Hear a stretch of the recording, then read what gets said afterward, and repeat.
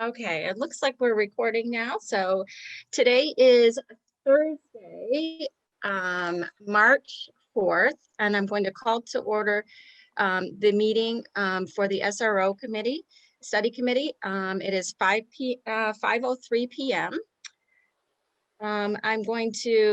We do have an agenda for tonight. Has everybody taken a look at that agenda for tonight's meeting? If you could just give me a thumbs up if you approve that agenda. Okay, it looks like everybody has approved that agenda for tonight. And Leah, you're going to take notes for us tonight for the community forum. And then we're going to approve the February 11th minutes from the meeting. Can I get somebody to first nominate or trying to think here. First motion. Thank you, Emma. Brain's not working tonight. Can I get a motion to pass the minutes from February 11th? Just a thumbs up. Okay, Alexis, thank you. And can I get a second for that, please? Mike, thank you. Okay. And now at this point, if I'm correct, and Emma will stop me if I'm not, we're going to open up the visitors for our public comment. And we ask that all visitors please either have a picture of themselves or when we ask you to come on, you'll come on video just so that we can know that it is a person on the other end. And also in the chat, if you could please put your name if you'd like to speak, and then we'll call in that order. And everybody will get, because if we do not have a lot of folks on tonight, we will go up to 3 minutes per person. And if we get through everybody and somebody would like to make another comment or has more to say, we will certainly entertain that idea at the end after everybody has spoken.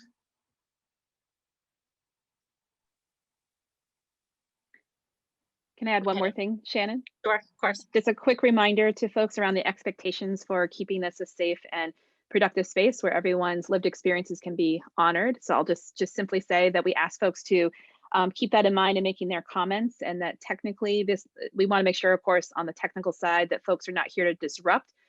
Largely it happens with people not even in Vermont or in the community. So we will keep this space safe. And if folks are here to disrupt, that we will reserve the right to be able to mute and move people back into the waiting room if we can't honor those, the folks aren't honoring that intention of this space, so that we can hear and really lean in and listen to each other's lived experiences and points of view. Okay. And I will start calling each member that has put their name in the chat box. If I miss you, please put your hand up, please, because I do see it on the side there, but I just want to make sure everybody has a chance to speak. So with that being the old business being taken care of, we are going to invite Catherine Hutchinson to please go ahead and unmute yourself. Actually, I think, Emma, do I have to unmute her? No, Catherine, everyone should still be able to unmute themselves. And Catherine, just since you're our first person, as we did before, I'm going to serve as the timekeeper. Hi, Emma over here, and this over this way. And so when you're about at 15 seconds or so, I will wave at you in a friendly manner, and I ask you to wrap up. And if you go past your time, this goes for everyone, I will come back on and verbally cue you in as respectful a way as possible. And I will do that with everyone. Thanks. All right, thank you very much. Yes, hello to the committee. A couple things is I sent a letter in on January 16th and asked it to be forwarded to your committee. And when I looked in personal statements on your website, I did not see it. So I wondered if you got my letter, and if so, why it's not on your website. You don't have to answer that right now, but I was wondering about that. Second thing is, so I live in St. Albans City, and I'm a retired longtime director of guidance and counseling services at BFA. And I have spoken out a couple times. I'm not in favor of law enforcement being in schools. I was there when the SRO was first brought on as to BFA, and I was reluctant at that time. And it's nothing about the SROs. I worked with lovely people. I must note that it looks like the SROs are doing a PR campaign at the moment, having seen a couple articles, one of which came out on election day in the Messenger, which I questioned why the Messenger was putting that on putting that out on election day. Even Phil Scott the other day, when someone asked him how he was going to vote, he said, I'm not going to try to, I'm not going to tell you what I'm going to vote for because I don't want to in any way change people's thoughts. So I was a little upset by seeing that in the Messenger, but it looks like that there's a PR campaign going on, which is fine, but I'm saying that SROs can be lovely people. They are law enforcement. I believe that the positions in schools should be educationally trained people who have had, most people have master's degrees, if not more, in educational development. And those are the kinds of folks who can de-escalate and can help our most disenfranchised students. Let's not forget the horrendous experience that happened at BFA with a student. This is what my fears were when we brought SROs in. A student was thrown down on the ground in front of his peers and called a name that other people could hear, which was a very traumatic experience. It resulted in the school board having to pay a large sum of money. I believe that we need to keep educationally minded person in the schools and keep law enforcement out of the schools, except when needed. Right at time. Thanks, Catherine. Okay. Thank you very much. Jen Williamson. Well, Khaki already said quite a bit, so I'll keep mine brief. As a mom of a kid with a disability, I would hope that my neighbors would stand up for his well-being. He's a sweet and kind boy, but he says inappropriate things. He flaps his arms around. He generally acts neurodiverse. I can't punish it out of him. I can't train it out of him. It's just the way his brain works because he's autistic. When I read the statistics that disabled kids are multiple times more likely to have negative interactions with SROs, I immediately thought of my son. When I read that the Maple Run employed SRO had abused and mocked and arrested a disabled boy, I immediately thought of my son. I want you to think of my kind and gentle son when you pass on your findings to the school board. I want you to think of the kids who already suffer the consequences of racism outside the school, who then come into the school to be harassed, manhandled, and arrested by the alleged protectors of the school.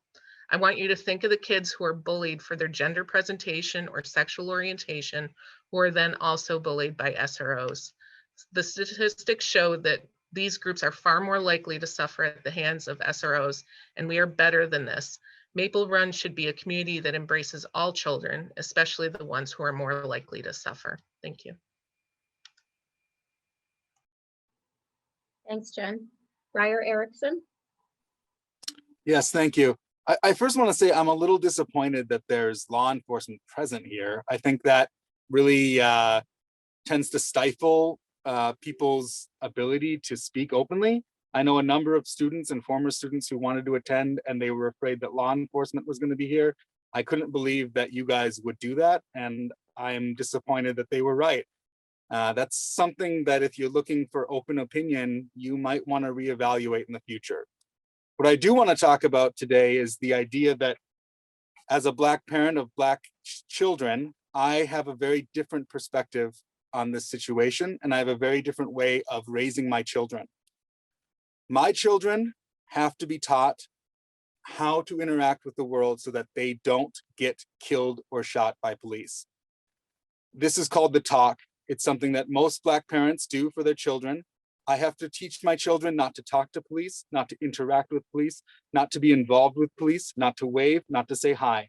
They know that police are scary. They're not their friends. They're not there to be pleasant, and they're not there to help them. We don't call the police in our house.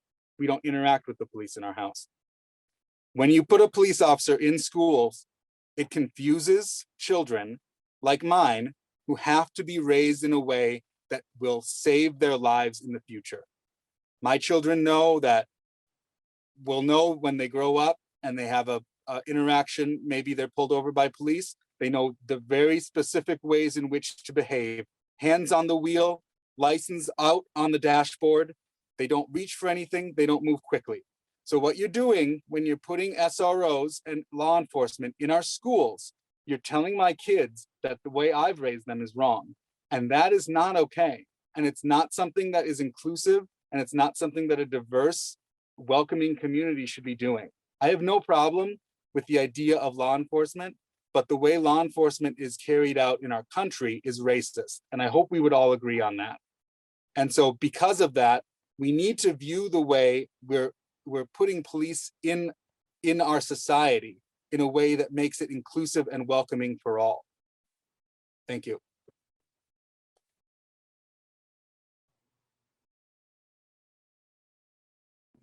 Thank you, Ryer. Angie Sturm. Sorry, Angie, if I didn't pronounce your last name correct. It's okay, Sturm. I asked my 4th grader at St. Albans City School about his experience of the SRO present last year. He said that when the class passes by the officer in the hallways, these kids are really good, really quiet, perfect line, stiff, overly respectful, scared, different. This much he understands. What he doesn't understand are the reasons behind my serious tone when I counsel him on behavior with his friends in public. He doesn't get a lot of feedback on behavior because he doesn't have behavior problems. Since kindergarten, I've been trying to explain to him that he needs to be aware of himself in a special way when he's playing with other kids, especially kids who have black and brown skin, because he's in a white body. His behavior is becoming calibrated and conditioned to expect to be perceived as innocent. He's sure that whatever he's doing will be viewed as kid stuff. Even say in Taylor Park, when folks are out in mass in summertime, I don't always like what he does. He knowingly pushes my limits all the time, climbs too high in trees, over people's heads, throws little decorative fruits to the ground, not carefully. He runs a bit out of control, isn't that sensitive about crowding others or being loud.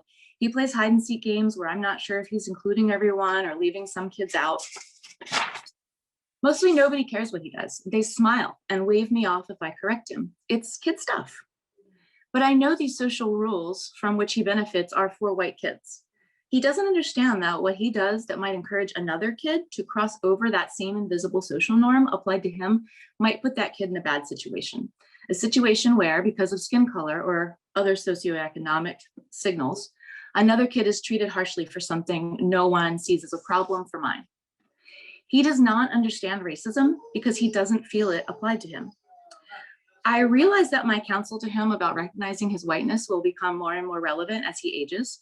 Hopefully he'll comprehend this strange thing called racial bias that perhaps we all have, and be a cool friend to everyone, knowing how to conduct himself. But it's going to require a lot of education and self-knowledge. I believe that with an SRO in school, it sends a big message to my white kid about the significance of racial bias in policing. If he's in a school where everyone is safe, for sure, how is it the case? Indeed, when some kids are more likely to be treated differently, inequitably. Having an SRO in his school system is a big contradiction to the difficult racial equity teaching that I'm trying to do for him. I don't think this will help him understand how racism works. And I know his black and brown friends are less safe than him at school. For this reason, I join with many other parents who would like for police to be out of our schools so that kid stuff is always treated Angie, that's about time. Just that. Thank you.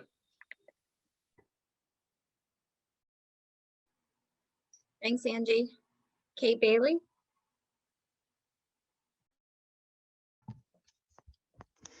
Hi, can you hear me?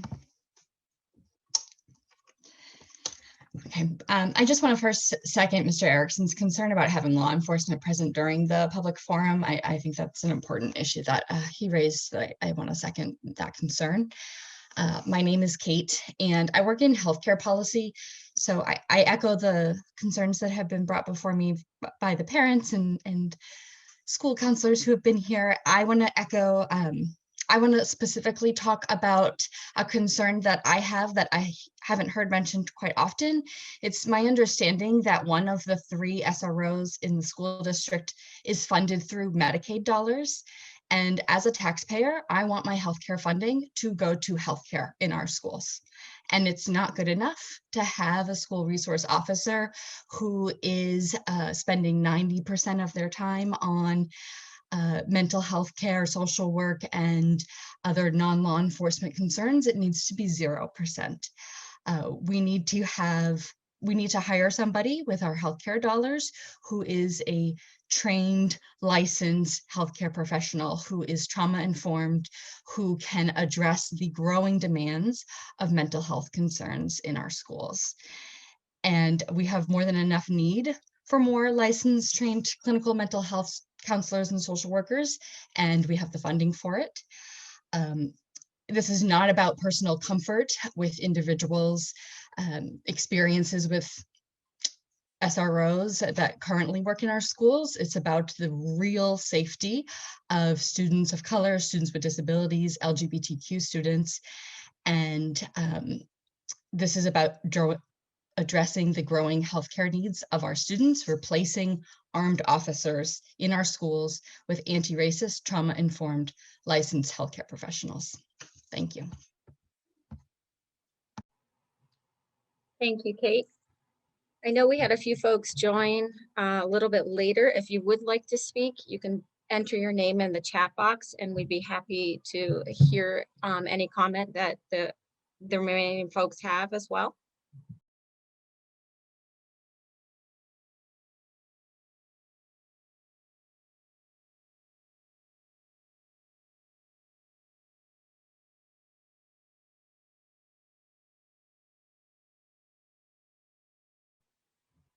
Okay, so if there is anyone else that would like to speak again, we certainly are happy to hear you again.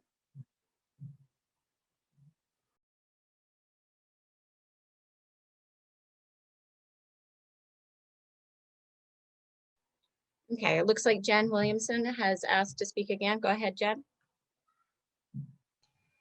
Just a note that in running for the school board, as I'm sure some of you may have heard, I had a lot of people come up to me and say that they also had children who were abused by SROs, but they didn't want to come to this forum publicly. So I gave them the contact information, and I'm hoping that they're reaching out to you. But it's not just the one kid who was in the 7 Days article that was, didn't come forward. It was information that was found out through the journalist. But yeah, other people have stepped up, former students, parents, kids who had lots of not great interactions. And I also was in a group for kids of disabled children who stated that they have directly in their IEPs that SROs are not to have direct interactions with their kids because their kids are suffering with their interactions. So I just wanted to point out those last few things that I meant to mention before, but thank you. Thanks, Jen. Susan?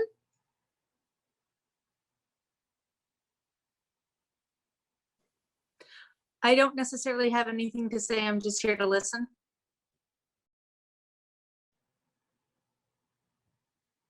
Okay. I guess if anybody else would like to speak, you can raise your hand as well.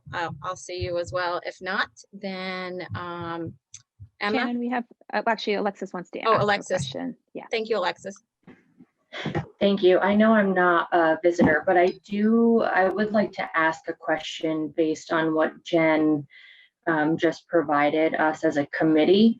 I'm wondering, Jen, I don't want to put you on the spot by any means, but I'm wondering if you or any of the visitors here have any feedback or suggestions for our committee on how to get more input and engagement from community members that might not feel comfortable coming to a public forum like this, because I definitely don't want them to feel silenced or uncomfortable. So I just wanted to open it up to any visitor if you had any suggestions for the committee.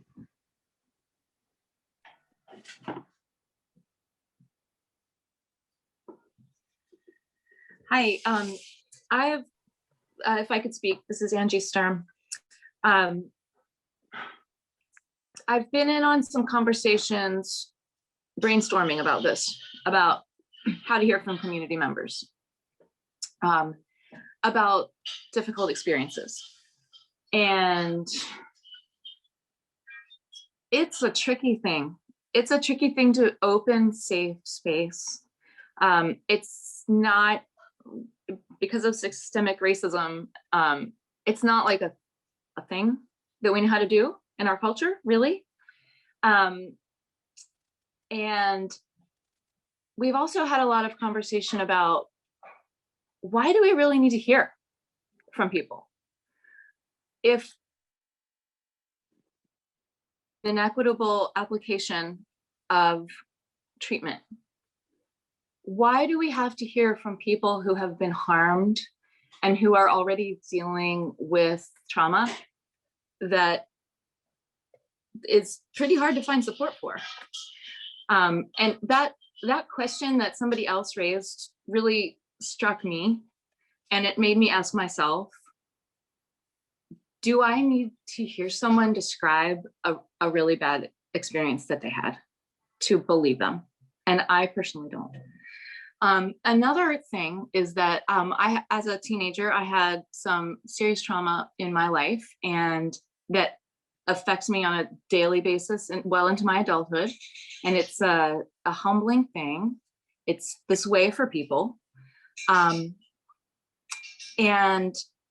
when speaking about stuff, there's usually some sort of fallout. There's usually some sort of hangover.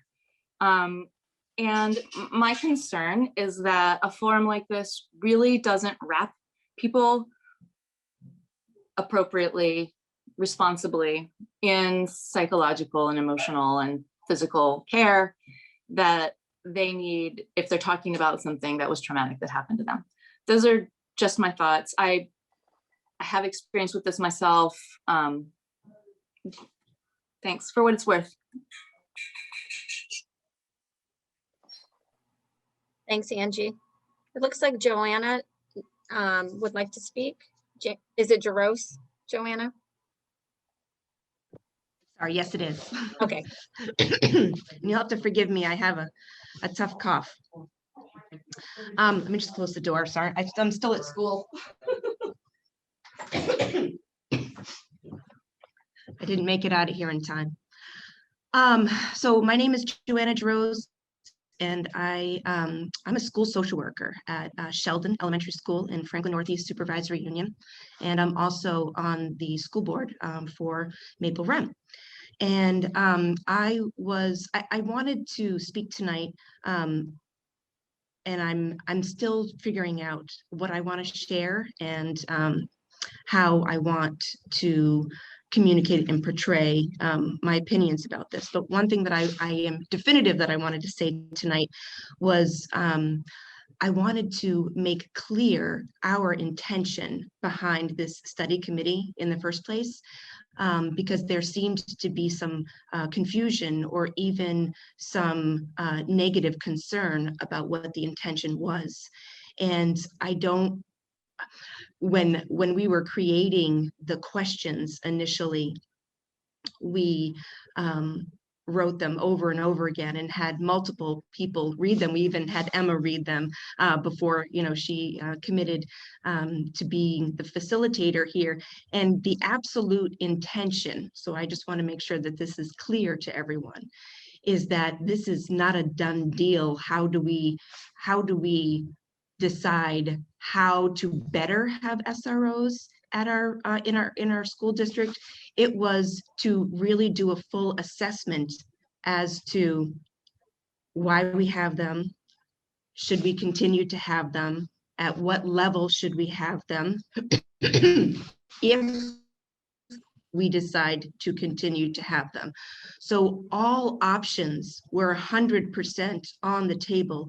It was not, a fixed decision.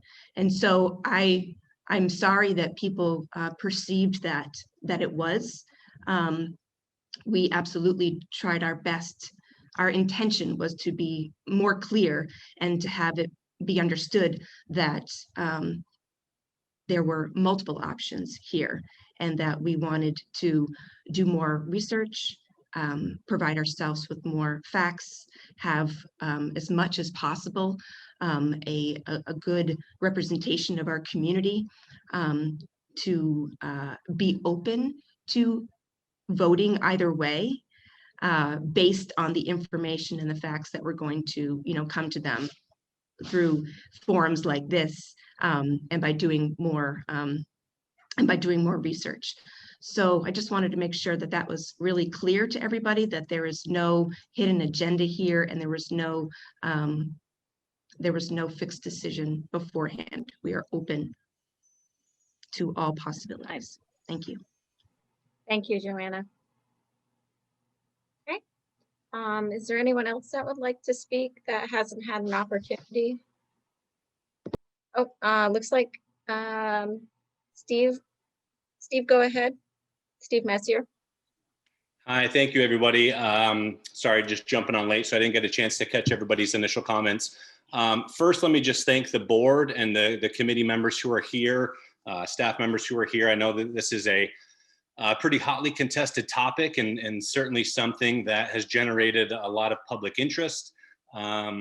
And I know that this is a challenging topic for many, so I appreciate the board and staff and administration being willing to kind of step up and have this open dialogue and have really an opportunity for people in the public to express themselves, no matter where they fall on either the political spectrum or just kind of on an ideological spectrum as it relates to police and school. So in a very broad sense, I want to just advocate for SROs in our community and in our schools remaining. We've talked, obviously, going back into the fall, this conversation has been ongoing for a while, hence the start of this committee. What I offered up during those conversations back in October, November is my opinions haven't changed. I find an incredible amount of value in the services that law enforcement in schools provide. They are absolutely life-changing individuals. They save lives. They have the opportunity to build connections with kids in a way that some staff cannot do, and don't have the ability to relate to certain students in the same way that school resource officers do. I've seen it firsthand with the individuals that are SROs that I've had the privilege and honor of working with. So I think a lot of times we get wrapped up in the politics of this.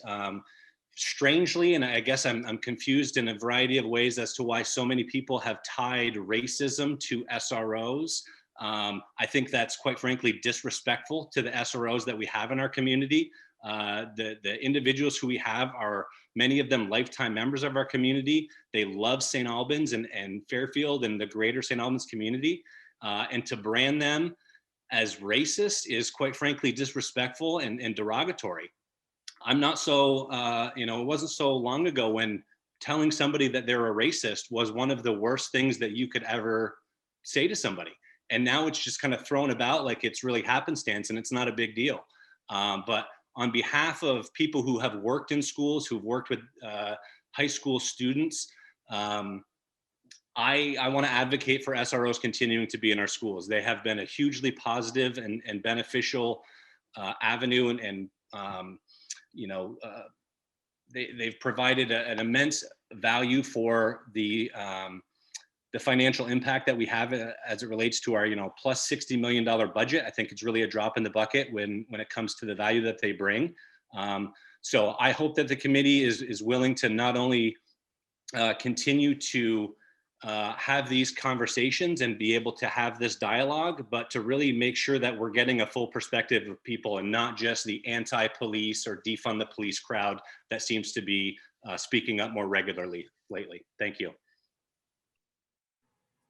Thank you, Steve. Okay, it looks like, have I missed anybody? Kate Bailey, is she? Susan Kate said that Susan would like to speak. Okay. before we were doing a private chat by mistake. So Susan would like Okay, to speak now. that's totally fine. Susan, go ahead, and then Kate will get to you right after. So I just wanted to say, I agree with everything Johanna said. This, originally when this committee was formed, it was the hope that people would come with an open mind, not already made up either for or against. I think what we really need to do is to listen to what each other has to say. And I have a feeling that people aren't here to listen, they're here to make their point. So I'm just hoping that people can really listen and learn and not come in with a mind already made up, because then we won't really get anywhere in terms of understanding. That's all. Thanks, Susan. Kate Bailey, you would like to speak again? Hi, thanks. So I just want to address Steve if I can, and I don't know exactly everyone's position here, but I would like to ask the committee what work, if any, on understanding anti-racist practices and trauma-informed education is involved in this. I am speaking not from a political place, but from a place as a Vermonter who is a survivor of gun violence. And as somebody who has two brothers-in-laws who I love dearly, who are police officers. So to say that this is a political issue for me is basically to say, well, yes, my life is political. Everything that is political is personal. So I just wanted to speak and defend my earlier statement from a very personal place. And also to say, to echo what Angela was saying earlier, I'd like to ask the committee at what point folks sharing their trauma will be enough. Because I think we've heard a lot of folks shared experiences, and we have the data, we have evidence, and we also have a lot of stories, particularly about safety and trauma.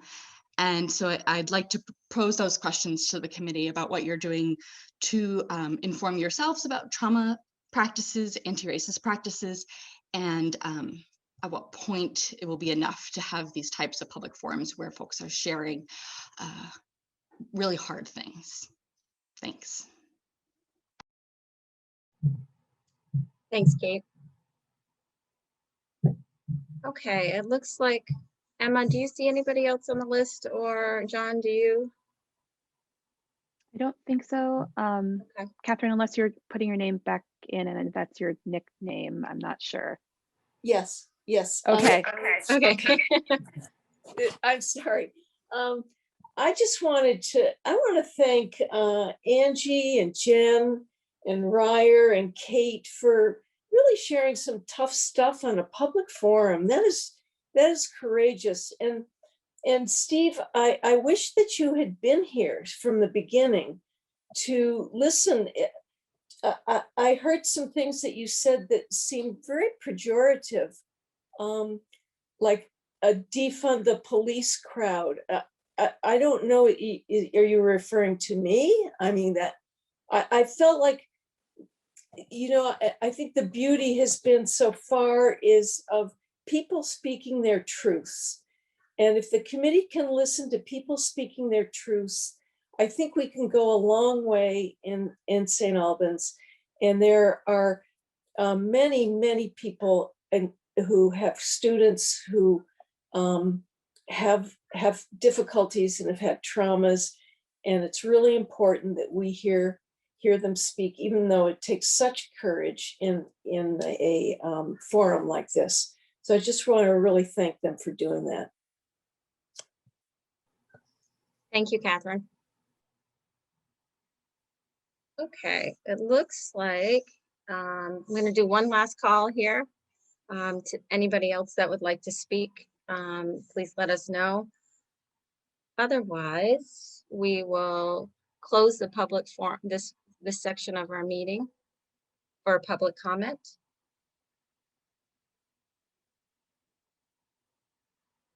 Okay. Looks like we will close the public comment part of our meeting. Emma, is that correct? Well, Yep.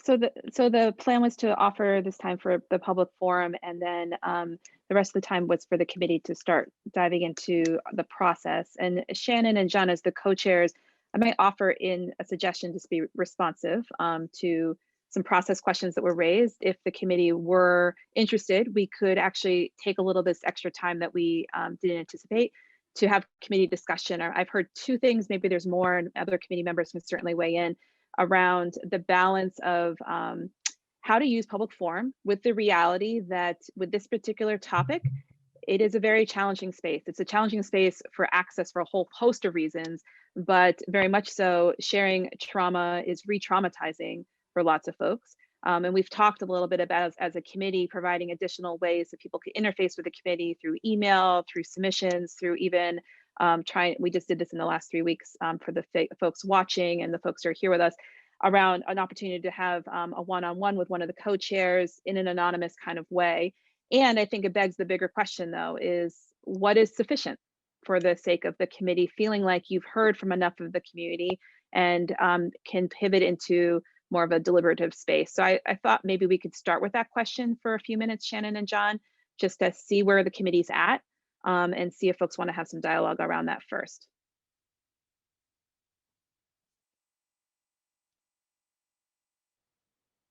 I would suggest that, but if anyone wants to push back, you should feel free. I am not in charge of the meeting, but that is my advice for taking the space. And I'm happy to switch over to facilitating mode for this, Shannon and John, if you want to move into participants for the next 10 minutes or so. We see where this goes. Okay. Okay. Kathy, I see you came off of mute. Do you want to jump in to that posed question? Yes. I just wanted to say that for me personally, I don't know if it's a matter of not hearing enough or not having enough different perspectives or not having a depth of information coming from these public forums, but it's more of a desire to make sure that voices are being heard. I don't want to get to the end of this process and be looking to make a recommendation to the school board and not feel like we did all that we could to have all the voices involved that should be involved. I'm especially concerned about, making sure that we have student representation. I know we have 2 students from BFA here, and that's great to have their presence on the committee, but I want to make sure that we're finding a way, if at all possible, to tap into more student insights into, because they're going to have the greatest amount of contact, with the SROs. You're going to be able to give that feedback. So that's just all I have to say in regards to, I don't know that there's a barometer of, oh, hey, we have enough. It's more, are we hearing all the voices that are speaking out about this? So. Thanks, Kathy. Are there folks' thoughts on the committee about where we are in process and hearing from more folks, feeling, naming the fact that, public space is a really hard place to put it all out there for all sorts of reasons, especially for students and especially for folks who have prior experiences in various ways. So I'm curious where other people are at. John? Yeah, I just wanted to clarify for everybody, because that is an extremely good point. As we were designing, particularly this meeting, where we intended to focus on public comment, we were very concerned about the idea that there may be people that would not be comfortable speaking publicly, comfortable, able, whatever is the situation, to speak publicly about this. And so we do have, just to put it out there again, we do have the SRO committee email, which is, if you write to that, and Emma, correct me if I've misspoken on any of the particulars, we do have that email. Emails sent to there will go to all of the members, and we can enter that into like our official database of what we are considering. And also for those who may wish to do so anonymously, we had this kind of push-pull of like, well, there may be a person who doesn't want their name attached to their statement.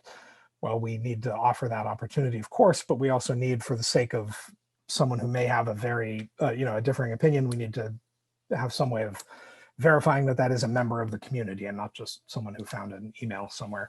So there is that option to meet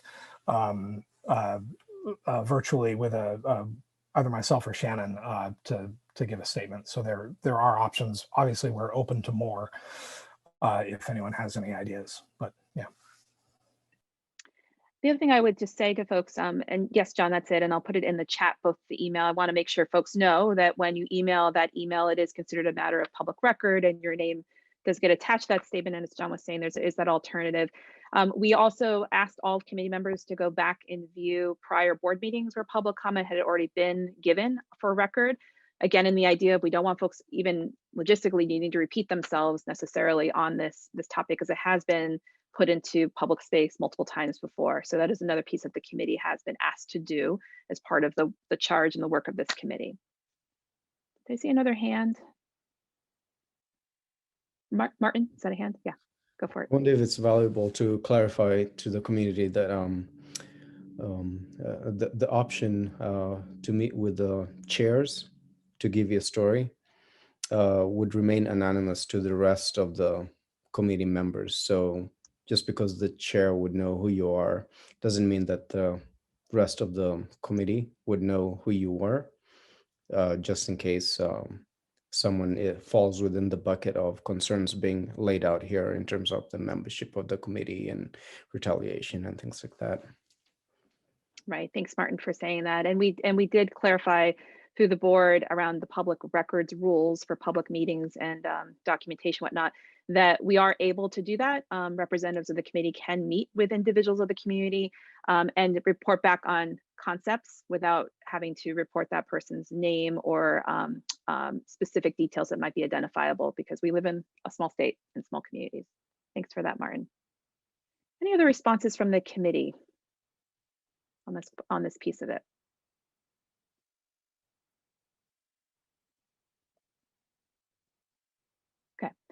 So the second question I'm going to pose is perhaps a little more of a challenging one, but that is my role here for you, is to ask the tough questions and use this space that we have. So the other question raised in public forum is the one of having a police officer present in this space, an SRO. I believe SRO officer has served in some capacity as an SRO officer in the school district, and how that impacts space. If we, in terms of context, if we were talking about a personnel issue or staffing position, it is a challenge of public forum and a public meeting to be open to the public.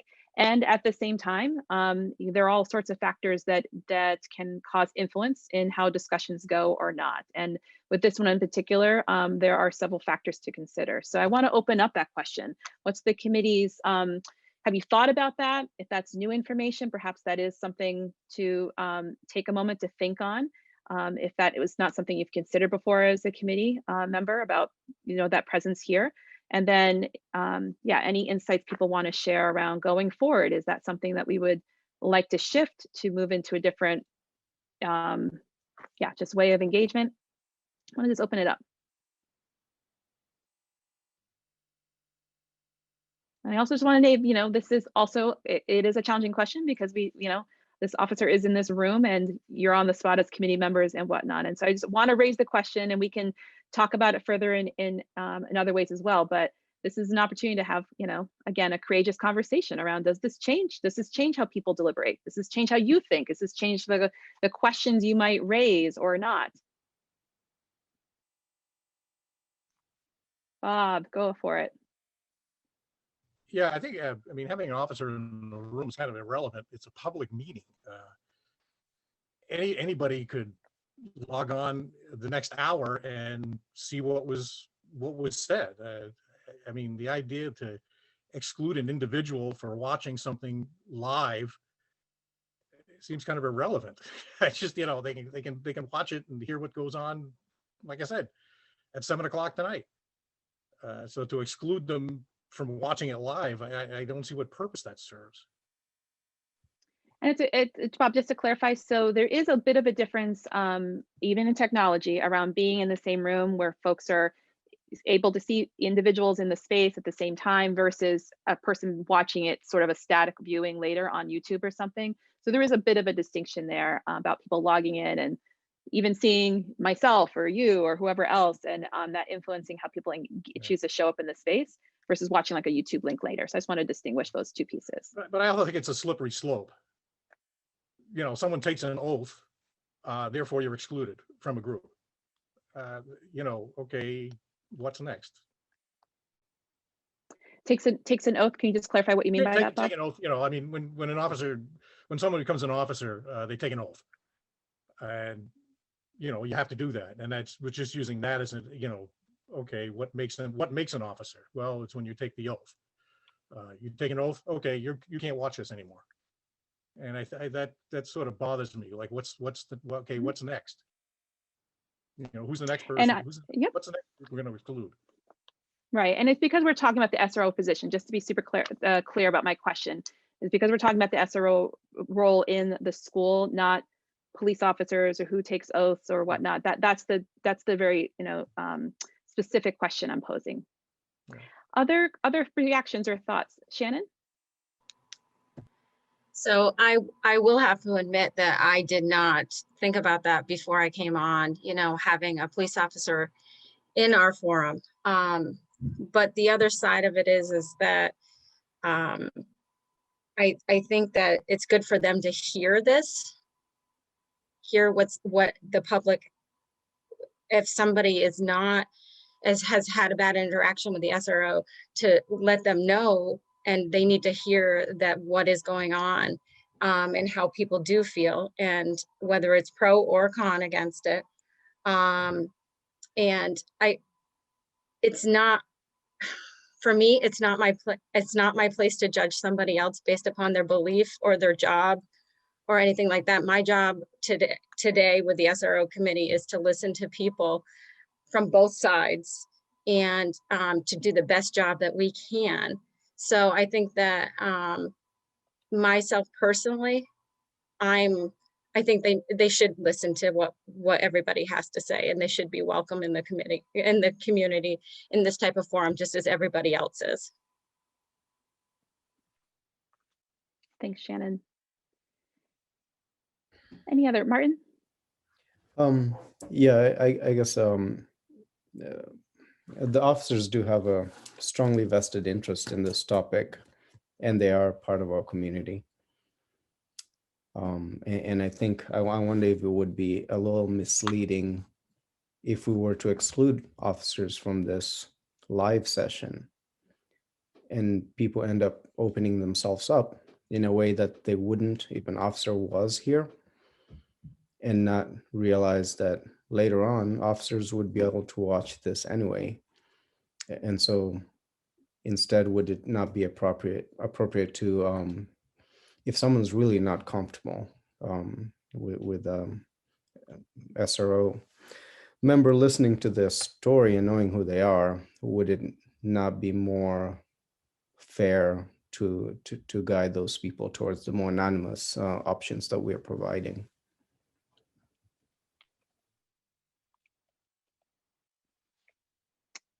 Thanks, Martin. Other thoughts from my committee here?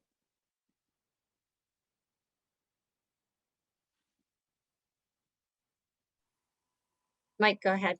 Sorry, Hi, thank you. Did I miss you, Mike? I'm sorry, Mike. That's okay. That's okay. This is a legitimate question. Had we been meeting in person, by law, are we permitted to keep anybody out of the meeting? For a public meeting, no, you're not allowed to exclude people from a public meeting. Then I think it's best that we mimic what we're trying to do, and that is a public meeting. If to be fair, if this was normal life, then we would allow everybody in. And so also some of the comments coming in off the chat, is there a way to turn off the chat since we're through with public comment? We could turn off the chat. It is a matter of public record, going back to kind of just the mechanics of how the board has set up this space. I would like to remind everyone in the space, committee and members of the public, that while the committee is not required to respond to people in the chat and questions raised in the chat, we did ask on the front end, and I'll repeat this for folks who signed in late, that we are trying to create a constructive space where everyone's lived experiences are honored and that this is a safe place to engage. Absolutely, there's tension and disagreement around this topic, but we ask that folks not step over the line and attack other people's lived experiences, disagree with concepts and ideas, not with people's lived experiences. And I ask that everyone keep it that way so that we don't have to explore other options like shutting off the chat or removing folks if it keeps going in a certain direction. That's my first friendly reminder, and I can get firmer as necessary going forward. And if you have more around that and around that decision about how to facilitate the space, you can feel free. I'll put my email in the chat. You can talk to me offline about that because we have more meetings to go. Okay. All right, folks. So with that, some initial reactions and thoughts around how further to engage the public in the space of public forum, and some stuff to continue to chew on as we think around like thoughtful ways to engage folks and what do we have that's sufficient at this point, as well as where else and what other pieces of information need to be collected that perhaps are not from personal testimonials as we go forward into the next phase of the work. I also just want to name, I think there wasn't a clear, I don't think we have to take a clear vote because I think there are some rules governing around the SRO, rules governing around the SRO question around public meetings that do limit our technical ability to exclude anyone per se, one way or the other. However, I think it is a design question around making sure that we provide other opportunities for folks to engage in a way where the committee can receive that input and insight, where people don't feel one way or the other of anyone chilling their ability to offer input and insight into this. And I mean that by anybody, SRO, Emma Mulvaney-Stanek, whoever else that might be, you know, a supervisor, a neighbor, or whoever. There's lots to consider there as we try to create a meaningful amount of community process and engagement. And again, for folks at home watching this later or here now, if you have additional, you know, engagement input, we are here in open ears. So this committee doesn't need to just take your position and opinion through that email. You can also reach out about other engagement ideas. We have a few more meetings planned, and we're kind of going into some specific areas of the work next. So if you have, you know, input and suggestions, we are, again, all ears for that. Okay. So Shannon and John, thanks for letting me steer us into those two questions a little bit to explore and take advantage of just trying to be responsive to folks in a somewhat coordinated way with what folks have shared here this evening. So I think we might want to move it now into some of the committee updates around how to process through the next piece of work and use this time to kind of really unearth, because it's similar to community engagement, where people are at in their subgroup work, and walk through, for the sake of the folks at home, how we're designing the next piece of work. Does that seem okay to move in there? Okay. And committee members, do you need to pause me before I move forward with that? Or anything else? Okay, you're all jumbled around with other folks. I can't, like, I'm trying to keep an eye on you all, but you're mixed up. So, okay, great. And members of the community, you're absolutely welcome to stay on and listen. And minutes will be posted usually about within the rule, I think, is 3 work days. I believe we have to post the minutes, so you can stay tuned or read the minutes as we go forward. So the first thing that we, the co-chairs and I have been continuing to meet in between meetings. And so when we started looking at, we sent this out an email to the committee, but for the sake of the public, when we started to look at the work ahead and sort of the complexities and really doing adequate work of reading through the dozens and dozens of resources that have been provided by the community and are up on our website and an archive for everyone, it became clear that we needed some more time. And the board was very clear in the beginning that they started with this idea of 5 meetings, and they did not think that that had to be done within 5 meetings. If once we got into it, we realized we needed more time to do it well, that was okay by them. And so with that in mind, we've proposed adding 2 more dates onto the outer part of our timeline for now, which includes May 6th and May 27th. So we're still doing every 3 weeks on Thursdays. And that will allow us, it made room for this meeting to be a little bit differently designed for some more public engagement. And it also adds a full meeting for deliberation and discussion and really developing those recommendations that will go back to the board.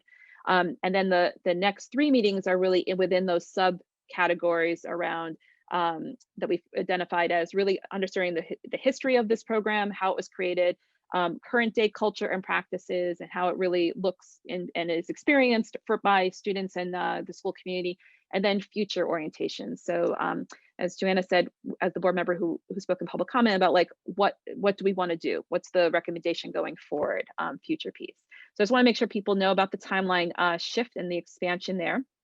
And also all the updates to the website. There's a lot more on the committee website at this point, including not only recordings and minutes and agendas, but it's a really good place to see what other folks have been putting forward in terms of resources they'd like the committee to consider. We are scheduled to go to the school board on March 17th, and by us, meaning your fierce leaders here, the co-chairs, Shannon and John. And I know we did a little bit of discussion. I'm going to turn it over to the two of you just to, if you had anything you wanted to share back with the committee, John and Shannon. It's a late day on a Thursday. Sorry, folks. That you wanted their feedback on about recommendations and sort of just what that interim report will be. I just wanted to temporarily pass it back to you to see if there's anything you wanted to run by the committee before you head over to the board on the 17th.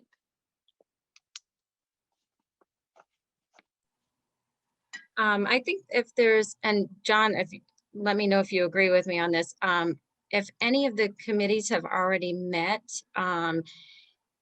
if you have any sort of feedback for us to start with, you know, I think John and I still have to meet. We will in the next week or so, and get our stuff ironed out to be able to meet with the school board. But if there's anything specific that the committee members want us to bring to the school board for this initial meeting, please feel free to reach out to us. And I believe John and I will, once we've drafted something as well, we'll send it out to the committee members and have everybody take a look at that for approval before we head to the school board. And in this moment, does anyone have any, immediate thoughts around, now that we're a few meetings into it? This would also be a space to just throw those out as well for now, to definitely include this, or, we've explored a little bit and heard in public testimony over the past couple meetings around the questions and clarification. And we did hear from the board member around clarification around their intent, but anything you want to throw in now to Shannon and John, feel free to as well, like things to include in that interim update.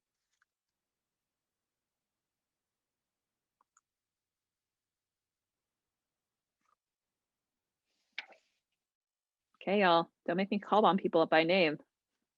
Can always pull that out of my back pocket. Oh, George, yay. Okay. All right. Kathy, Bob, and I, got together like this a few days ago, and our charge was looking at the history section, so kind of like the past versus the groups doing kind of the present and potential future. And so as we talked, we kind of subdivided our smaller group. And Kathy, Bob, please jump in. But memory says, Bob, you were kind of using some outreach and connections just to talk about the advent of the program at BFA, going back to around 2005. Kathy, I believe you were going to be checking into a lot of the minutes, like the board minutes, kind of looking back through time.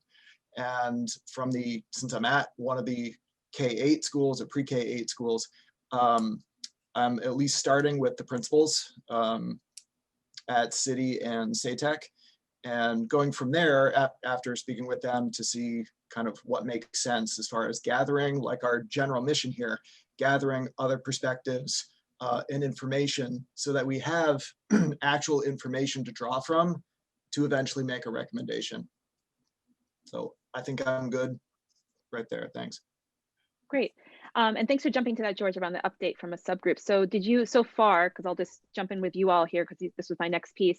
Have you, do you have any questions or sort of engagement challenges, roadblocks that you've come up with so far that you would like to just either kick out to the full committee to brainstorm with you, or yeah, just anything that's come up so far in trying to map out how to address understanding the history and the origins of the program?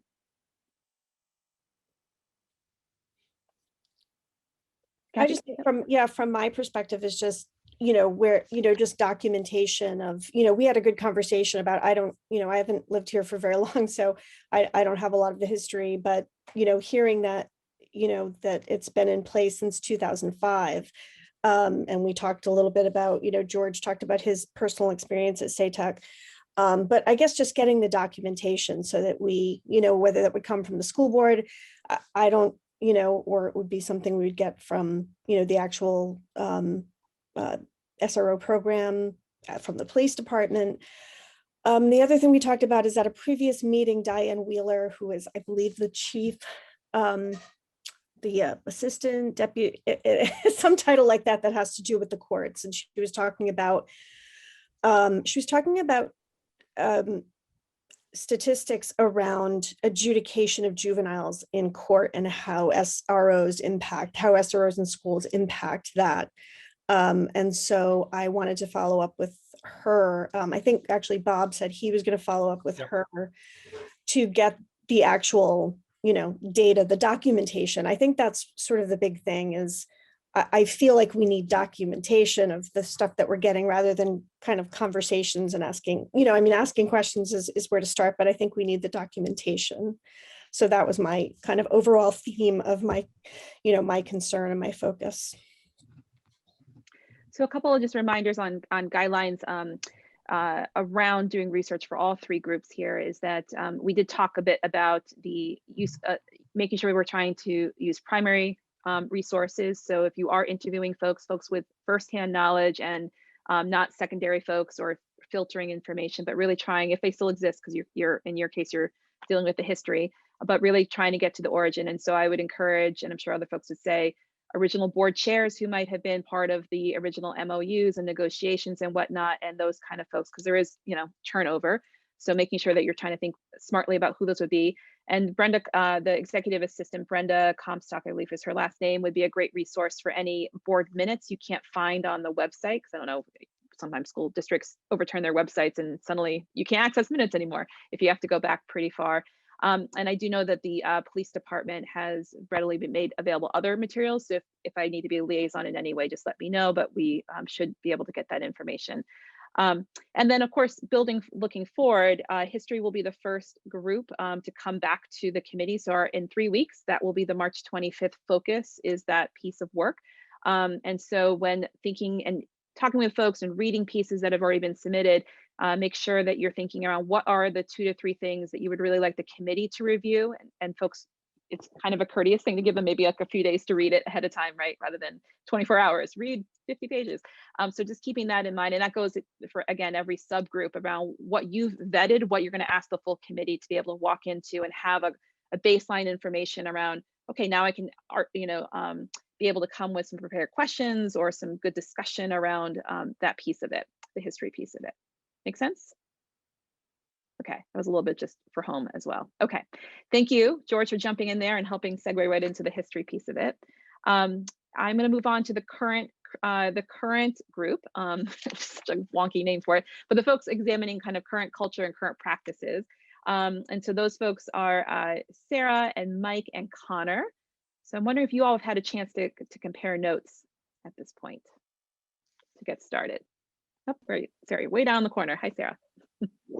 Hi, we have met once and we kind of were reviewing the questions, and it did help, John, when you kind of broke down the questions and sent those out, because there was some repeats there. So we really were focusing on what are the questions and where could we find sort of people that we could interview that had some firsthand knowledge of all of that. So that's where Connor and I kind of left off, and Mike had a trouble meeting with us, so we'll set up another time.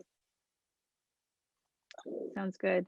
One thing I'm going to flag that Shannon, so Shannon and John have also been tasked reaching out to other school districts. I think we had 4, maybe 6, I can't remember now, of other school districts in Vermont who've gone through a similar process of looking at their SRO program.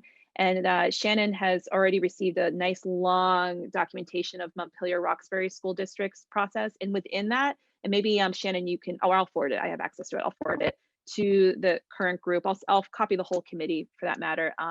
And I'll make sure it's linked to the website as well in case folks really want to look into other community explorations. There's some great stuff in there that they did around student surveys. Not to say you have to replicate it, because there's lots of different ways to engage folks. We've had that bit of that conversation tonight, but there are some interesting ways that they've approached that, including setting up questions and how students identified and all that kind of stuff. And knowing that, of course, going back to last meeting, 2 meetings ago, around the limitations of data and knowing that data comes with bias and knowing that data in a small state we don't want to be held hostage by data as our sole point of making decisions. It is an important part, and they did some great stuff that really they're doing it right now, actually. They're in real time with us. They're sort of like a sister district working through this. So I'll make sure that gets sent to the current group as well. Great, thank you. Cool, thumbs up, awesome, okay. All right, so let's move over to the future crew. And so that's Alexis, Martin, and Leah. Have you all had a chance to meet yet? Your meeting is the furthest one out. So just for folks, we're doing this in sequence. So in 6 weeks, we'll focus on the current practices piece, and that subgroup will come and design what the agenda will look like and the questions and engagement and what we'll be reading and discussing. And then another 3 weeks beyond that will be this future group right before you all meet to talk about recommendations. So Alexis, Martin, and Leah, have you had a chance to meet yet and talk a little bit about your game plan?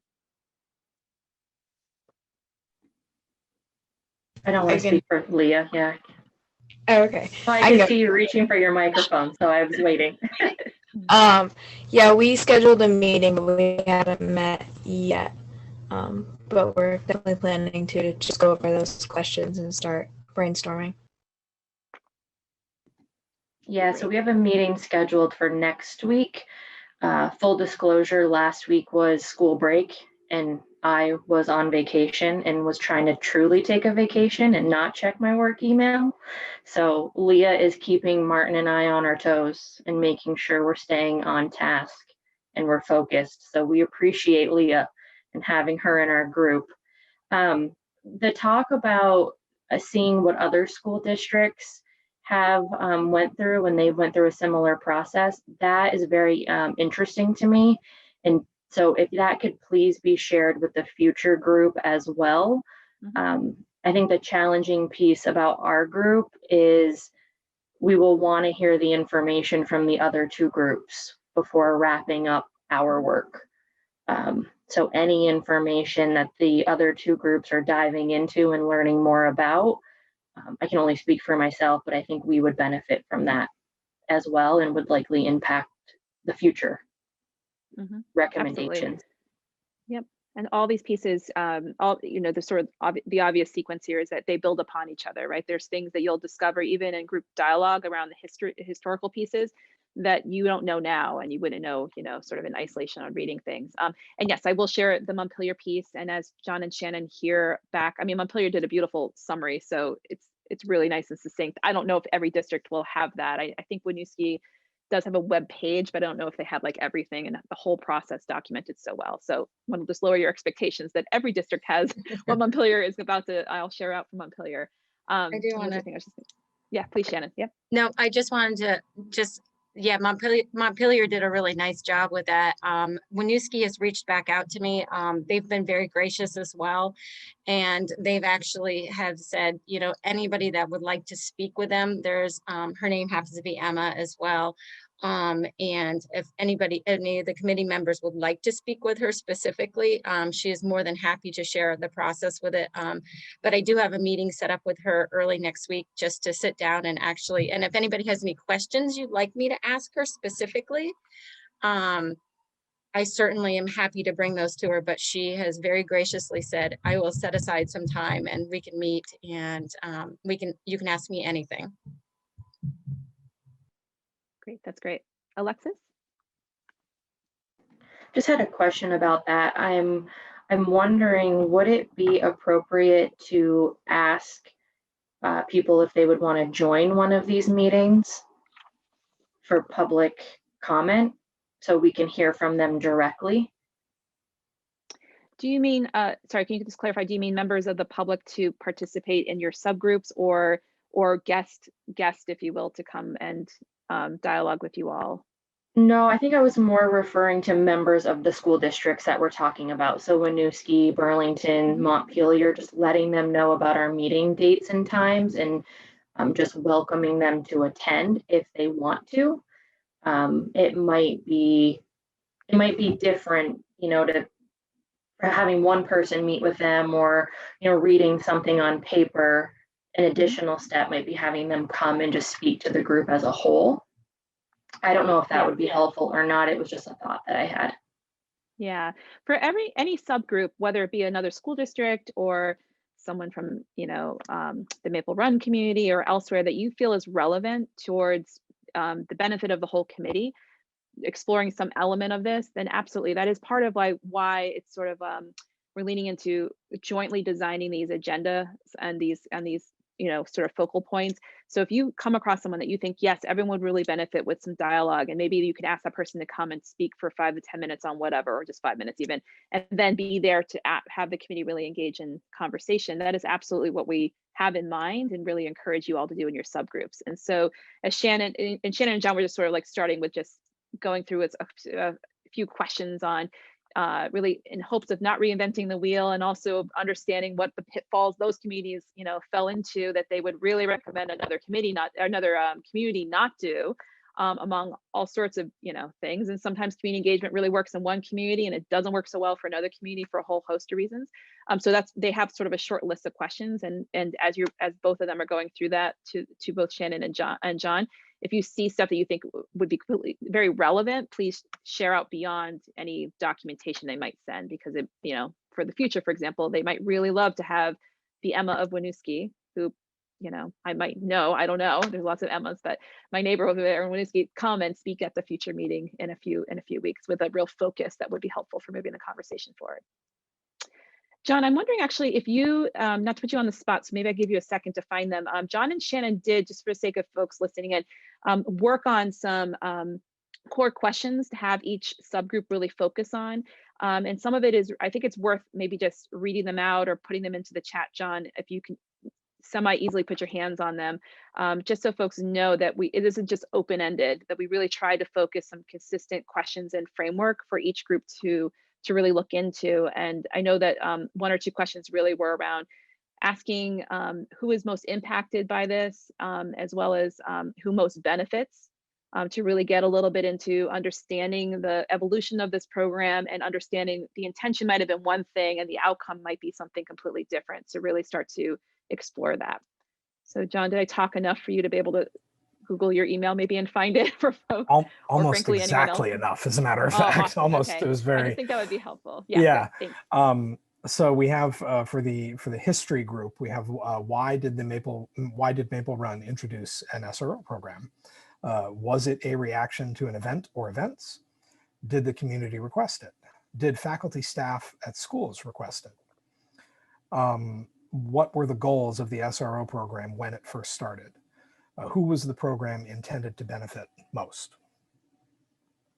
For the current group, the questions we have posed are, what are the current goals, objectives of the SRO program? What are the day-to-day activities of the SRO? And with the understanding that may vary school to school. What are the most important functions of the SRO performs / what concerns does the SRO address? What is the general attitude towards the SRO program amongst parents, students, and faculty staff? We're handling some of that currently. Who benefits most from this program? Are there people negatively impacted by this program? For the future group, we have asked, how should the SRO program be altered to better fit the needs of students and staff? Asking students, staff, parents.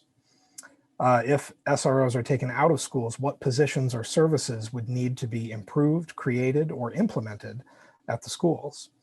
Who would be impacted by this program and who benefits most from this program? Thanks, John. Yeah. Reading this out. I think it's helpful. And the other thing I want to remind folks, and we've said this in email to committee members, is that we have a good hefty start with resources that can also help answer those questions. So while there are questions in there around, what do various folks think, that doesn't mean that we're just going to endlessly repeat surveys to folks and endless forums with folks, that there is also a lot of information that the resources collected already might have. And these are sort of questions to kind of read with in mind. So each of the subgroups can look through the materials submitted, look at past minutes, and really just have that lens in mind. So you're all working towards answering the same questions and not on your own mission, if you will, with your own framework. Okay. Any other things to say? Yep, Alexis. Yep. I just want to, I know we were talking earlier about the board update, and I think the board hearing what specific questions each group is going to be tackling, they would probably really appreciate that information and that level of an update. Great. Good. Okay. All right. So I think we are at the point where if there's any final questions or things that folks would like to ask or put out there from the committee, this is the time to put it out there. Anything that we're missing or other things that you would like the co-chairs and myself to dig in a little bit more as we go forward. They could just be questions.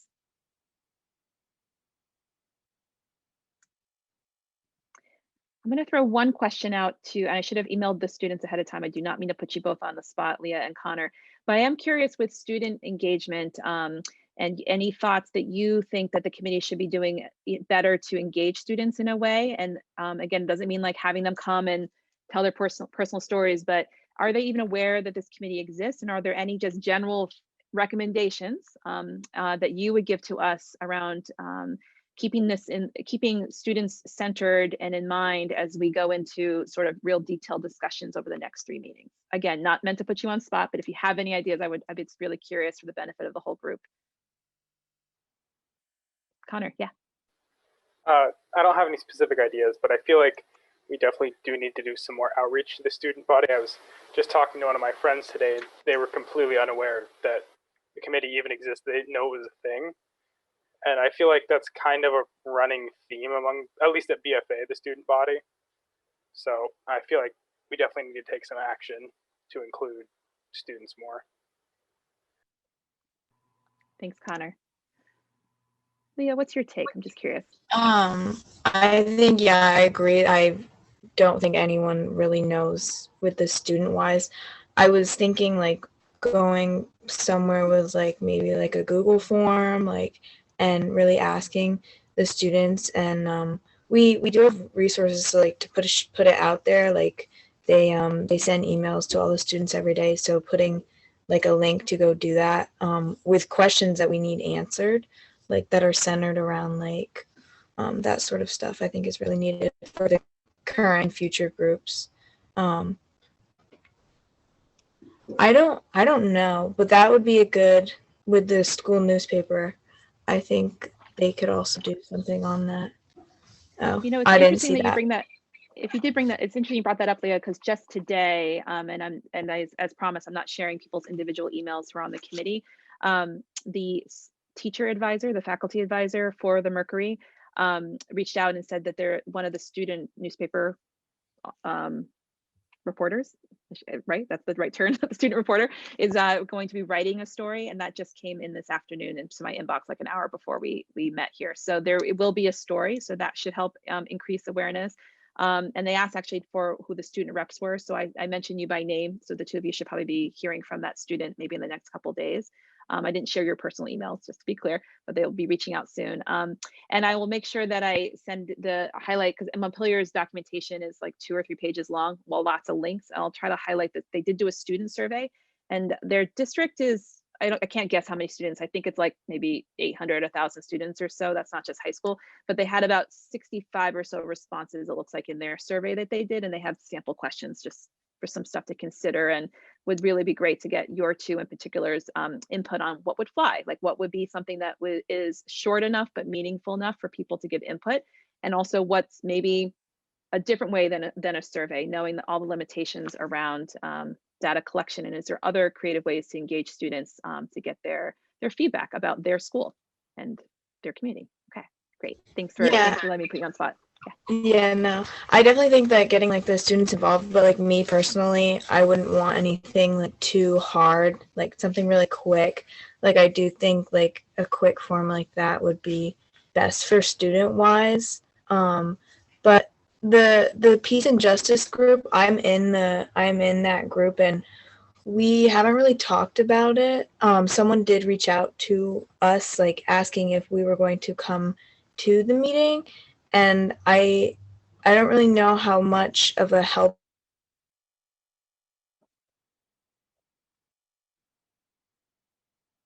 Oh, Leah, I think you're muted. Is it just me? Do you want to go off, go mute and then unmute again? It's always your technology, like, yeah. Critical moment. Do you want to try again? Or you could finish it in chat if we can't hear you. We heard you up until the Student Peace and Justice group, and there was a question about you all coming somewhere to engage something, and then you cut out. So if you wouldn't mind putting, oh, there you are. Hi, there you are. I can hear you now. Okay, good. They asked the group to come to the meeting, but we haven't really talked about it much. But we can definitely, that's another resource that I can talk to the group about.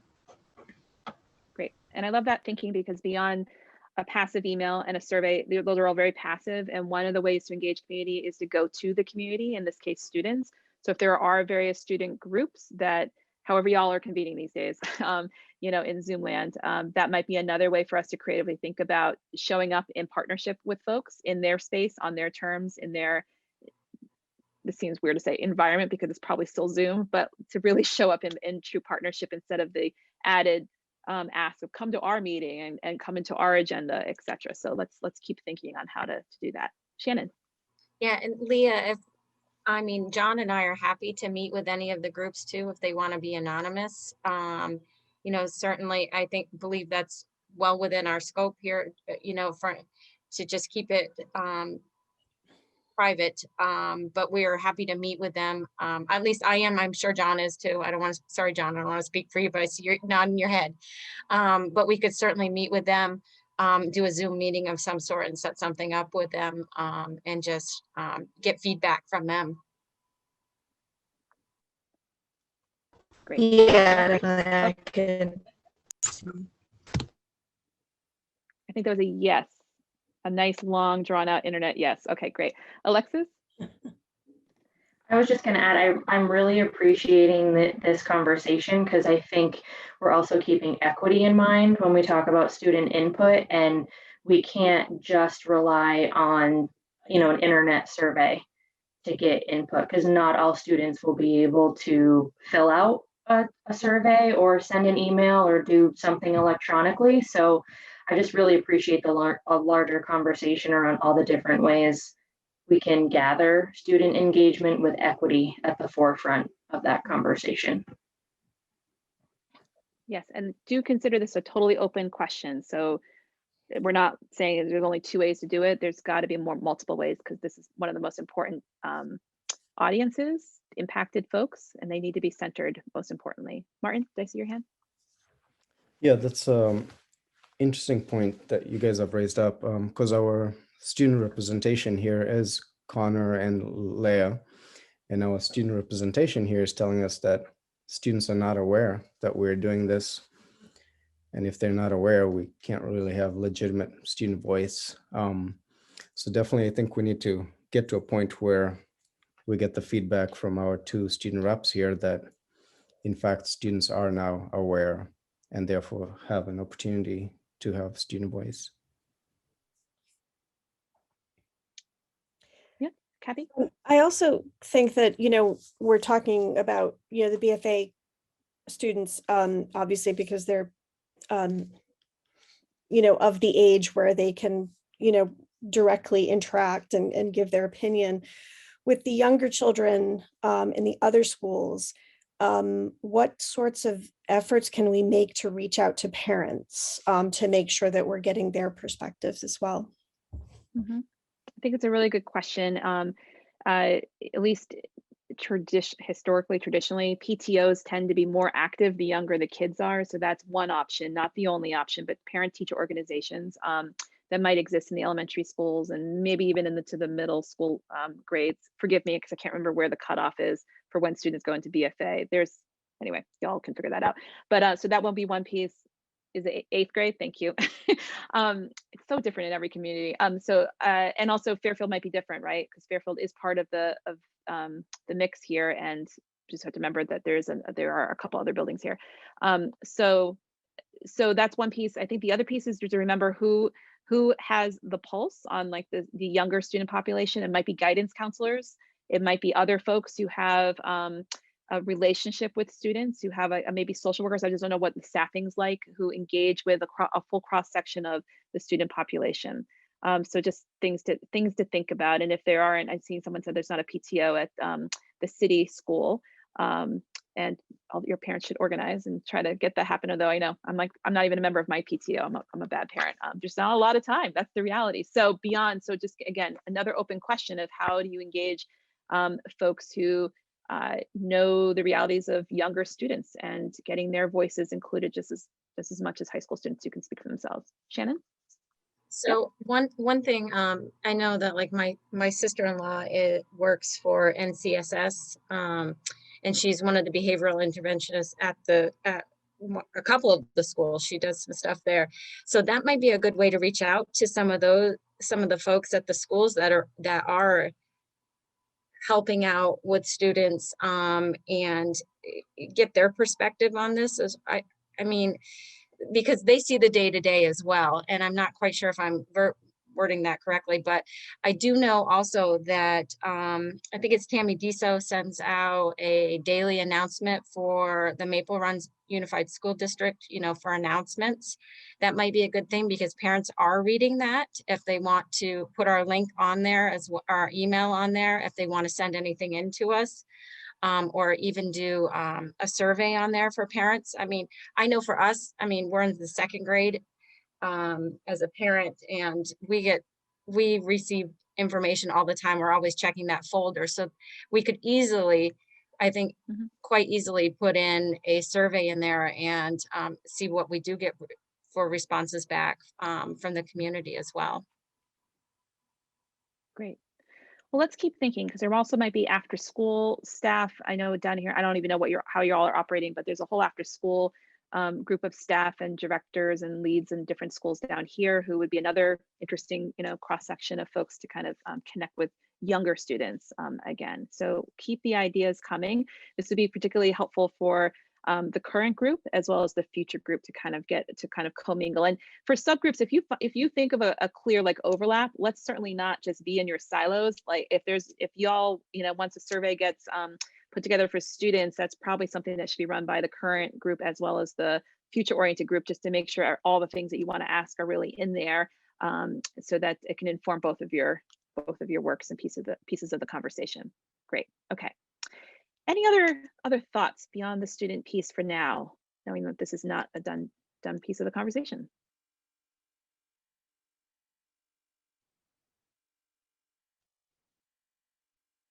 Okay. Well, it is 6:30. That was magic to end right at 6:30. That never happens. So I just want to remind folks, I know, small celebration, remind folks that our next meeting, next public meeting is March 25th. Again, at 5 o'clock. These meetings are all from 5 to 6:30. They are now all being recorded by the local public access TV and can be viewed later on our website. Minutes will come out in the next 3-ish or so days. I'll work with Leah on that to get that out. There'll be the unofficial minutes until this committee approves them later on.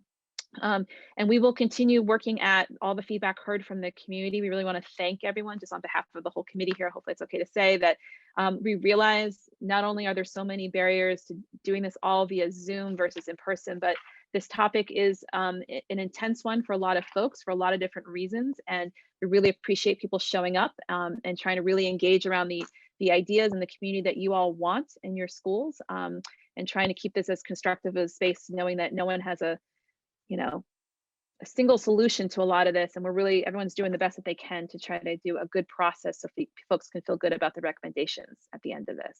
So with that, any final words from the co-chairs or any committee members? Okay, folks. All right. Well,